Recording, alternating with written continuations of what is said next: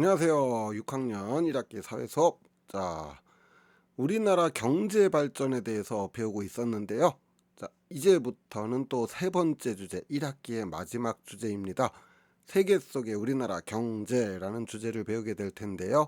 교과서 120쪽부터 123쪽까지의 내용이고요. 나라와 나라 사이의 경제 교류가 도대체 왜 필요할까요? 라는 주제를 가지고 공부해 보도록 하겠습니다. 이번 시간에는요, 나라와 나라 사이에 발생하는 경제 교류를 알아보고요, 무역이 발생하는 까닭에 대해서 생각을 해보겠습니다. 농사를 지으며 살아가는 땡칠이가 있습니다. 이름이 왜 땡칠이냐고요? 그냥 그런가 보다 하세요. 농사를 잘하는 덕분에 여러 가지 채소나 과일을 잘 기르고 있죠. 그런가 하면 사냥을 하며 살아가는 갑돌이가 있습니다. 갑돌이는 좀 리얼하죠. 사냥을 잘해서 동물의 가죽이나 고기를 얻으면서 살아가고 있어요. 그런데 땡치리는 너무 농사를 지어서 채소와 과일만 먹다 보니 고기가 먹고 싶고, 갑돌이는 맨날 고기만 먹다 보니까 질렸어요. 채소가 먹고 싶어요. 과일도 먹고 싶고요.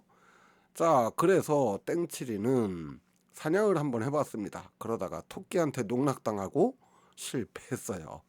토끼 한 마리도 잡지 못하는 실력이죠. 갑돌이도 야심차게 사과나무를 심어봤습니다. 하지만 잡초는 잘 자라는데 사과는 정작 자라지 않았습니다. 사냥만 하던 사람이니까 그럴 수 있죠. 그럼 어떻게 할까요? 그렇죠. 땡칠이와 갑돌이가 서로 필요할 때마다 과일과 채소, 고기 등을 교환해서 문제를 해결할 수 있겠죠. 그렇다면 비슷한 사례를 우리 교과서에서 살펴보겠습니다. 교과서에 보면은 두 나라 이야기가 나와요. 땡땡 나라와 별별 나라가 나오는데, 땡땡 나라는 덥고 습한 나라로 1년 내내 비가 많이 내립니다.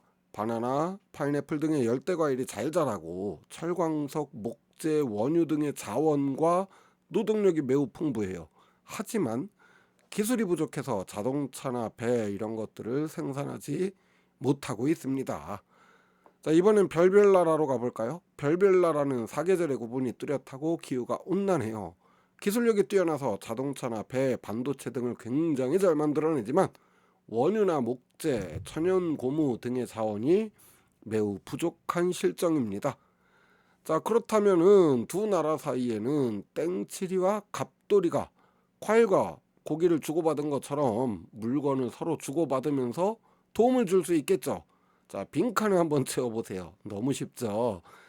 땡땡 나라에서는 자동차, 반도체, 선박 등을, 별별 나라에서는요, 땡땡 나라에다 팔고, 땡땡 나라에서는 별별 나라에다가 열대과일, 목재, 원유, 천연고무 이런 것들을 팔면 되겠죠.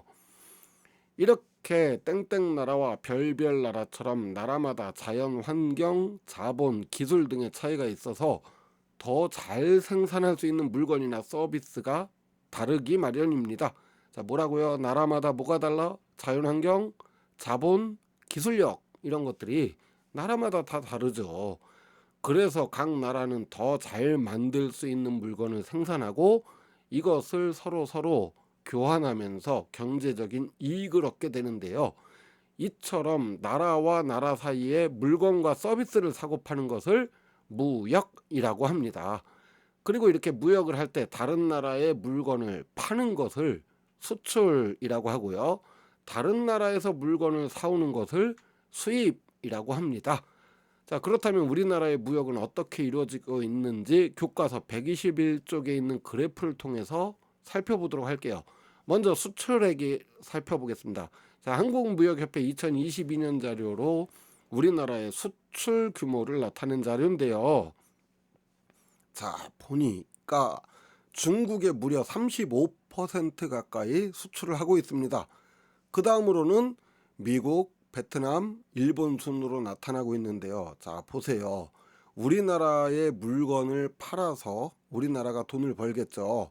그런데 우리나라 물건을 사가는 나라들이 중국, 미국, 베트남, 일본 이 상위 국가들만으로도 이미 50%가 넘어가는 비율을 차지하고 있습니다. 그렇다는 얘기는 뭐예요? 중국, 미국, 베트남이 우리나라의 물건을 안 산다면 우리나라 경제에 굉장히 심각한 타격이 올 수 있겠다는 거죠. 자, 그렇다면 우리는 다른 나라에서 어떤 물건들을 수입을 해오는지, 어느 나라 물건을 수입을 해오는지 살펴보니까 역시나 중국에서 물건을 많이 사오고 있습니다. 26.3% 정도 되네요. 자, 그 다음으로 미국과 일본 순으로 되는데 마찬가지예요. 상위 3개국, 중국, 미국, 일본 3개국에서 우리나라 수입액의 47.1%가 차지하고 있습니다. 그러니까 중국이나 미국이나 일본이 우리나라한테 물건을 안 판다 이렇게 하면은 지금 우리가 쓰고 있는 물건들, 우리나라에서 쓰고 있는 물건들 중에서 국산품을 제외하고 수입품의 절반 가까이가 사라진다 이렇게 생각을 하면 돼요. 자, 그렇다면 우리는 어떤 물건을 수출하고 있는지 또 살펴보겠습니다. 가장 많이 수출하고 있는 품목은 반도체입니다. 압도적으로 높죠. 자동차 제품과 석유 제품을 합쳐도 반도체를 파는 비율이 훨씬 더 높아요. 우리나라는 IT 강국, 반도체 강국 이렇게 부르기도 하는데 왜 그런지 이걸 보면 알겠죠. 자, 그럼 우리는 다른 나라에서 어떤 물건을 수입을 해오는지 살펴볼게요. 자, 살펴보니까 제일 많은 비율로 수입하고 있는 것이 원유입니다. 석유죠, 석유. 우리나라 에너지 의존도가 굉장히 높아요. 자, 그 뒤를 이어서 반도체도 일부 수입을 하고 있습니다. 그러고 반도체를 만들기 위한 장비의 수입 비중도 적지 않은 편입니다. 자, 이처럼 이 그래프들을 통해서 우리가 알 수 있는 사실을 먼저 살펴볼게요. 중국, 미국, 베트남 상위 3개국에 수출하는 비중이 절반이 넘는 무려 58.6% 정도를 차지하고 있고요. 수입 역시도 중국, 미국, 일본의 상위 3개국에서 수입하는 비중이 47%를 차지하고 있습니다. 이는 우리나라의 무역 의존도가 굉장히 높다는 것을 나타내고 있고요. 다시 말해 수출과 수입의 상위 3개국 중 하나와 문제가 생길 경우 우리나라 경제는 그만큼 타격을 크게 입는다라고 할 수 있습니다. 무역 대상국이 제한적이고 무역 의존도가 높다는 것이 우리나라 무역의 특징이자 문제점이라고 볼 수 있어요. 자, 주요 수출 품목과 수입 품목을 통해서도 알 수가 있는데요. 반도체를 주로 수출하고 있는데 수입하고 있는 것은 원유라든지 반도체 제조 장비라든지 이런 것들을 수입을 하고 있어요. 자, 이걸 보면은 우리가 알 수 있는 사실은 우리나라의 무역의 특징은 수출 품목이 제한적이면서 원자재의 수입 비중이 높다라는 겁니다. 그러니까 완성품이 아닌 원자재. 우리가 반도체를 잘 만들어요.